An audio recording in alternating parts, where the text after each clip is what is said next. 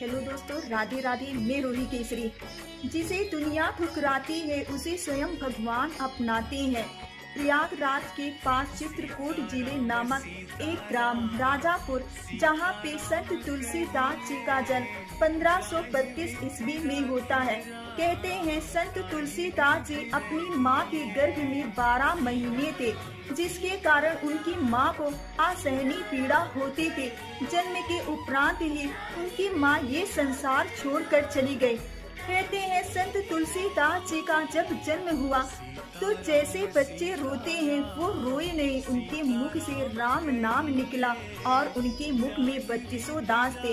ये दृश्य उनके पिता आत्मा राम दुबे ने देखा और उनकी माँ तो ये संसार छोड़ के जा चुके थे और गांव वालों ने कहा, आप किसी उच्च कोटि के ब्राह्मण को, ज्योतिषी को बुलाइए और इसका भविष्यवाणी क्या है देखिए, मुझे ये बच्चा कुछ ठीक नहीं लगता। आत्मा राम दुबे ने अपने जान पहचान के एक ज्योतिषी को बुलाया और उन्होंने देखा, बोला जितनी जल्दी हो सके इस बच्चे को घर से बाहर करो, अन्यथा तुम्हारा सब कुछ नष्ट हो जाएगा। ये सुनते ही आत्मा राम दुबे ने सोचा, मैं इस बालक को गंगा जी में बहा दूंगा। मगर उनकी जो दासी नौकरानी रहती चुनिया, उनको दया आ जाता है। बोलती है, साहिब ये बच्चा मुझे दे दो, मैं बहुत दूर इसे लेकर चली जाऊंगी, इसका पालन पोषण मैं करूंगी।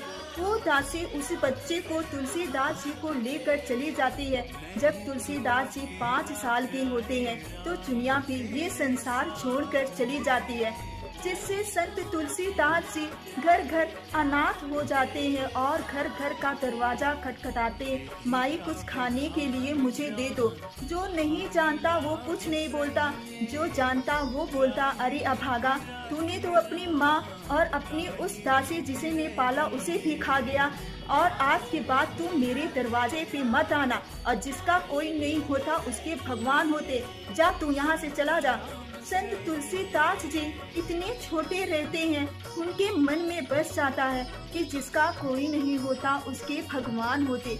वो मंदिर में जाते, सारा दिन बैठे रहते, जो भी उनको मिलता ले लेते। कहते हैं स्वयं माता सीता इनको भोजन करवाने के लिए आते थे, क्योंकि ये वाल्मीकि के ही अवतार थे और इन्हें माँ भोजन करवाती।